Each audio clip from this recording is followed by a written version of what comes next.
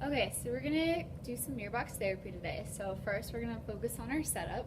So you wanna make sure that you're positioned so that you can see your hand in the mirror. And you wanna take off any jewelry that's not gonna be on the same. So I only have this ring on this one side, so I'm gonna take it off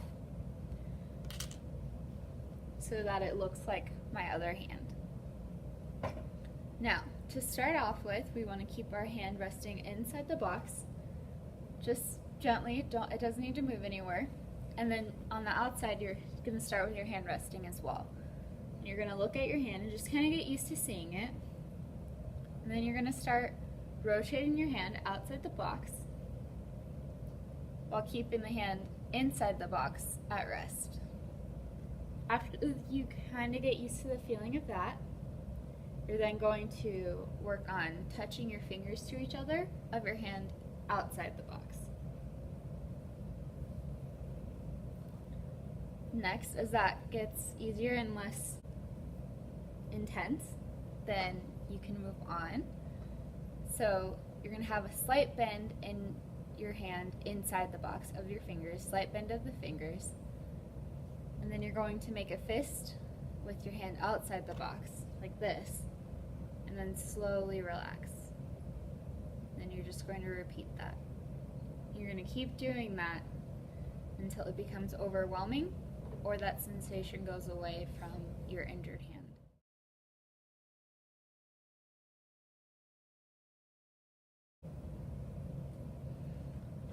The next progression that you're going to do is you're going to start bending your wrist up and down, both your hand inside the box and your hand outside the box. So inside the box, just move your wrist up and down as far as you can, as long as there's no pain.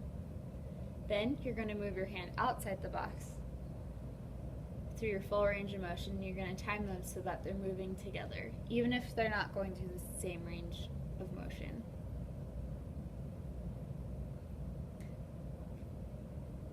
The next progression that you'll do once that starts to become less overwhelming and extra sensitive, you're going to then start bringing your fingers together. So your hand outside the box is going to have a lot more force than your hand inside the box. Inside the box, I want you to just gently press your fingers together, whereas outside the box, I want you to actually put some force behind it. And again, time them at the same time. So next step, after that kind of starts to feel a little bit more normal, is you're going to make a fist with your hand inside the box. Have a little bit of discomfort, but not pain. So you're going to make that fist, and then you're going to relax it. And after you're used to that, you're going to start bringing your outside hand. You're going to make that fist with your hand outside the box, in time with your hand inside the box.